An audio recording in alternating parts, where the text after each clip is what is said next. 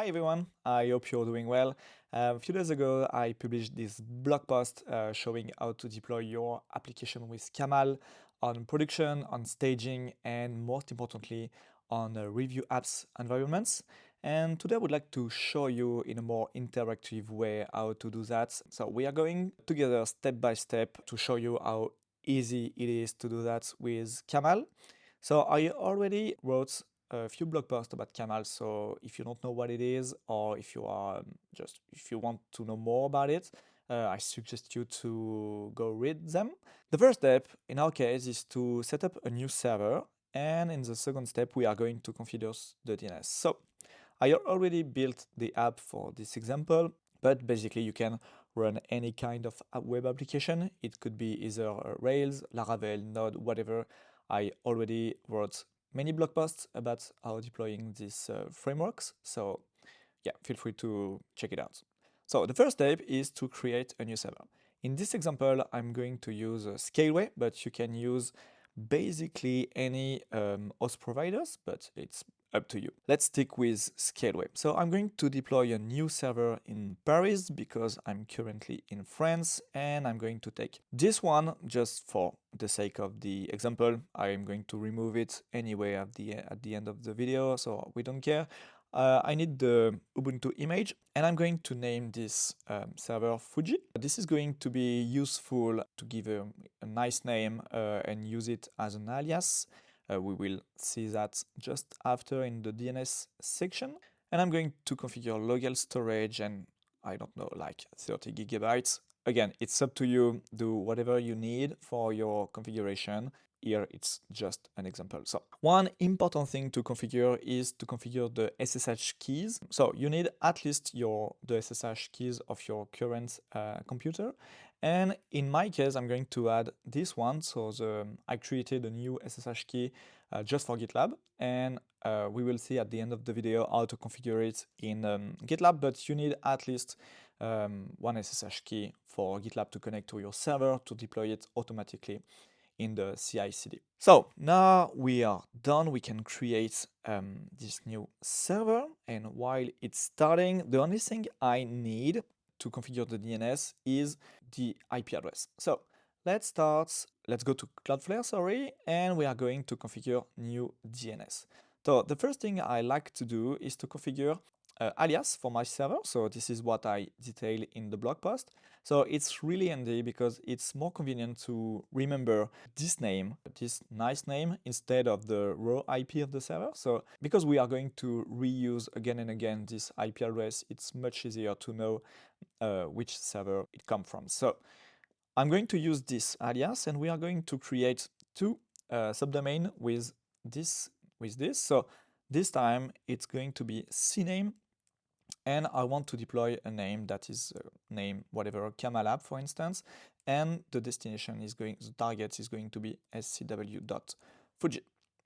We don't need a proxy, we only need DNS, and we need the full name, of course, so gemride.fr. So this is the first one that I need. It's for the production, and we are going to create new CNAME, but this time is going to be wildcard, and this is the core principle of review app. As I mentioned earlier, we don't know the subdomains in advance. It depends on the Git branch names, so we need to use the wildcard to point all the subdomains to the same IP address, basically. So let's do that in this way. So this is Kamal app wildcard, so star.kamalapp.gemride.fr, and we are also going to point to Fuji server.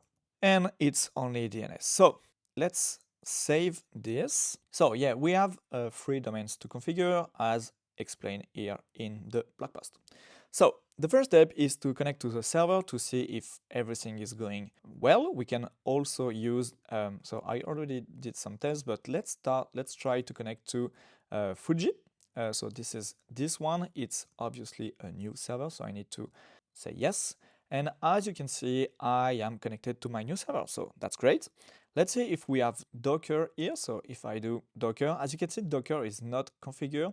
And this is because it's a brand new image on a brand new server. So we have to configure it. We have to secure it, obviously. And For this, I created an Ansible playbook that I already show in a previous video, and I wrote a blog post about it. So again, if you want to know how to configure your server and to prepare your server before deploying application with Kamal, feel free to check it out. But yeah, as I mentioned, we have absolutely nothing on this server. We need to prepare it. And for this, I created this repo. And the only thing we need is to configure in our host.ini the name, the URL of the server. So in our case, it's fuji.guillaumeride.fr, and to run the command explained in the README. So let's go in the README, and it's basically this command.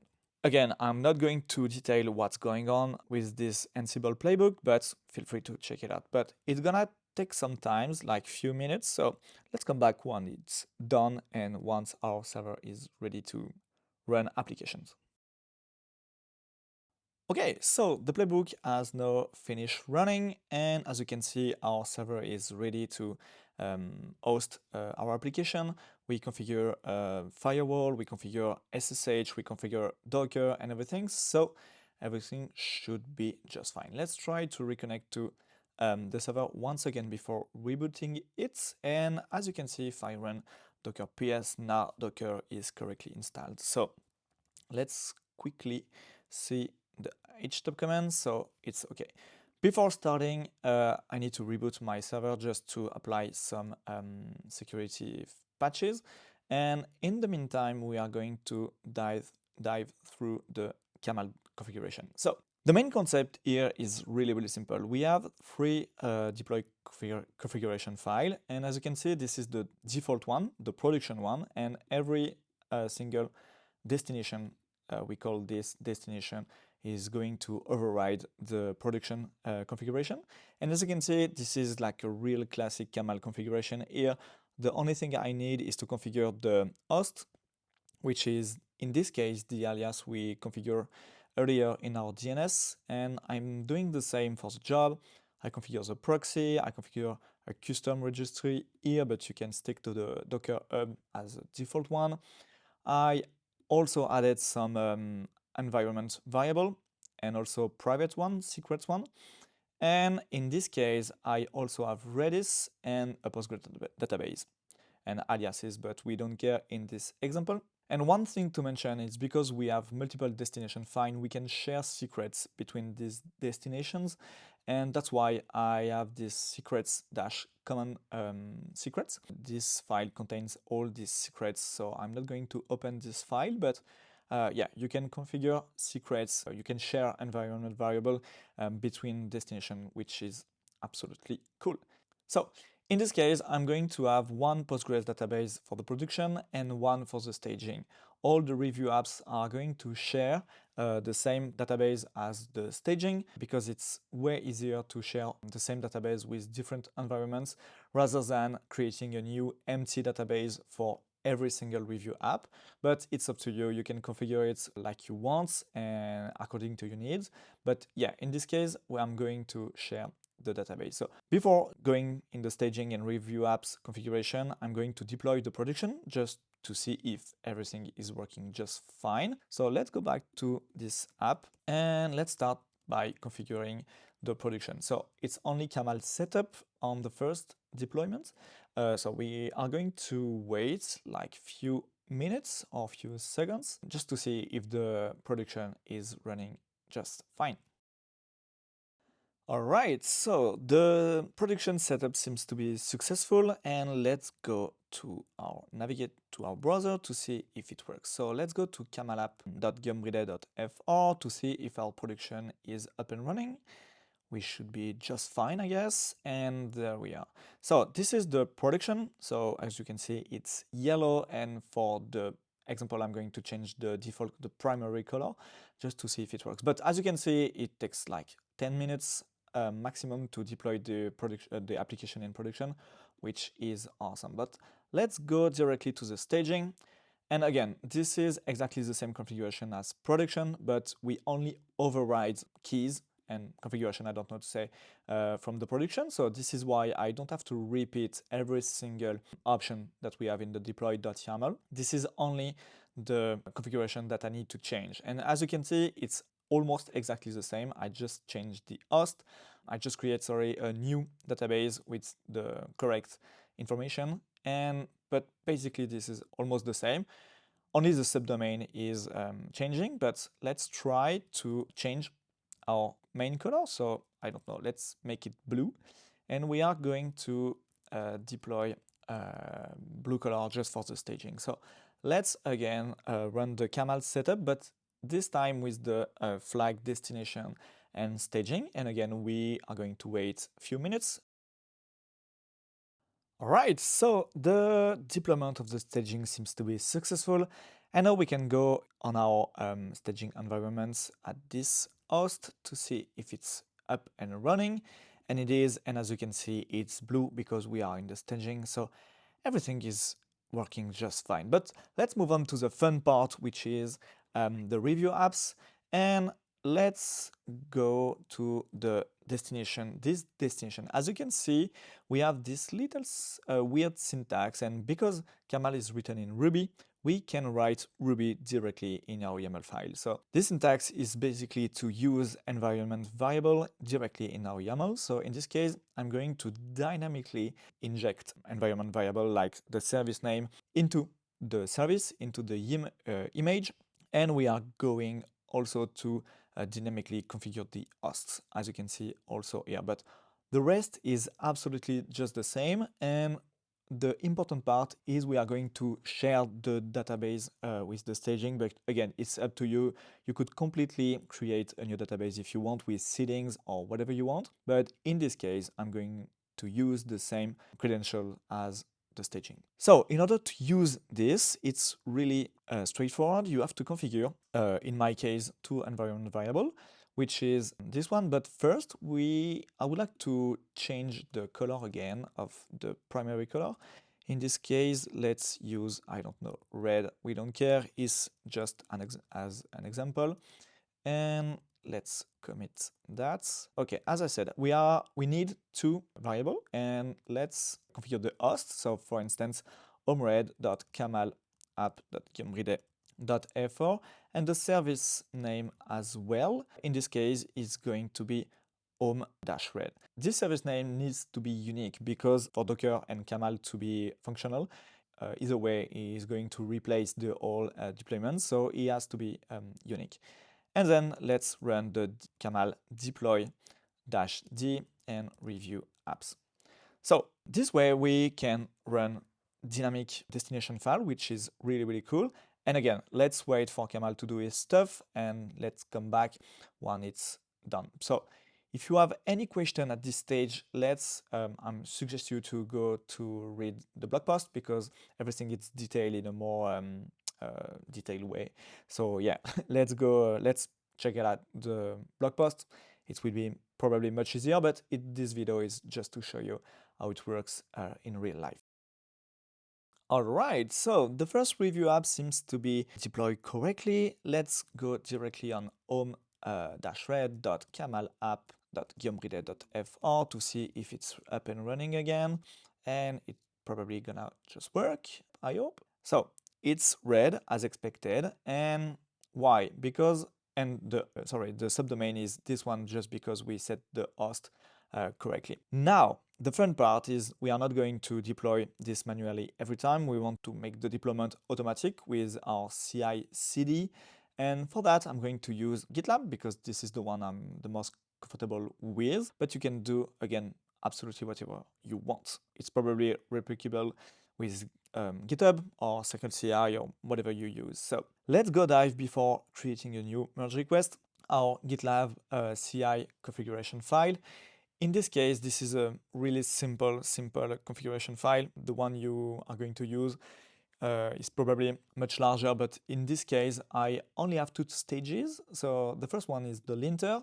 I disable it just for the example, and the second one is the review stage. I split my configuration in different files, but again, it's up to you. You can have everything in the same file. It absolutely does not matter. And in this case, my configuration file look like this. Also, I already explained everything in the blog post, but quickly, this is the configuration we need. And the most important part is this one. So every time we open a merge request, we are going to run these commands, and the most important one, this one. So what's going on? We are going to use the Docker in Docker image, and we are going to install Ruby, in this case, Ruby 3.3.6, so the last one, and the gem Kamal. So the most important thing in this configuration is this environment variable, which is the one provided by GitLab directly, and it reflects the name of the branch you are actually on. So for instance, if my branch is home green, this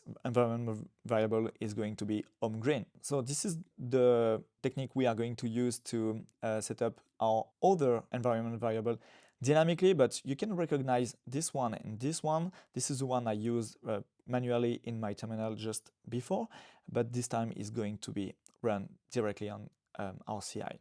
So it's really straightforward.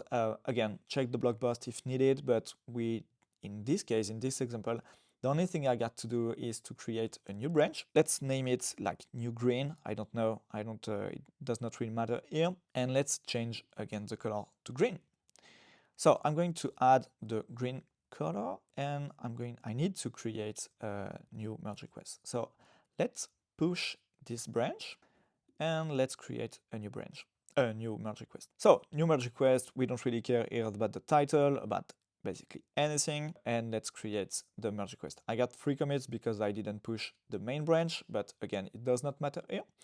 And it already started the pipeline, and the pipeline, as I mentioned, I commented out the linter, which is Robocop in this case, and it directly started the deploy review apps job. Again, if I go back to the configuration, it is going to run everything here. It's basically all we need. So it's going to take quite some time, like 40 minutes, I guess, or something like that. Let's come back in a few minutes when it's done. So the job just finished, and as I said, it took approximately 15 minutes, which is long, but in the blog post I mentioned a few techniques to reduce this time if needed. In this case, I don't really care, just for the example, but because our branch is named feature / new green, I should be able to access this environment to feature new green.kamal app.guillaumebridet.fr, and it should be obviously green, and it works. As you can see, it's green. And just to be sure, let's make sure our staging and our production is still running. And they are, so it's really cool. As you can see, we have the first review apps, the second one, and I can push infinite amount of review apps basically. Yeah, so it's really, really cool. So this is really specific to GitLab, but you can here in the operate environments page, you can see all your review apps. You can open them directly from GitLab, and you can stop them. The stop button is going to run this job. So basically, we are just going to remove our Kamal deployments with the command Kamal remove, obviously. So yeah, this is really handy to manipulate and control your review apps directly from GitLab or from the terminal. So this is really, really cool. And that's pretty much all I have to show you today. And we just saw it's really, really easy to deploy multiple environments. You can even split production from staging on different servers if you want. You can extract your database in a single server if you want as well. You can do absolutely what you want. And as you can see, it's really, really easy. And yeah, if you enjoyed the video, feel free to subscribe. More videos are to come. And feel free to come chat with me on Twitter or to check out my blog. As I said, everything is on this URL. So thank you very much. And yeah, see you next time. Bye.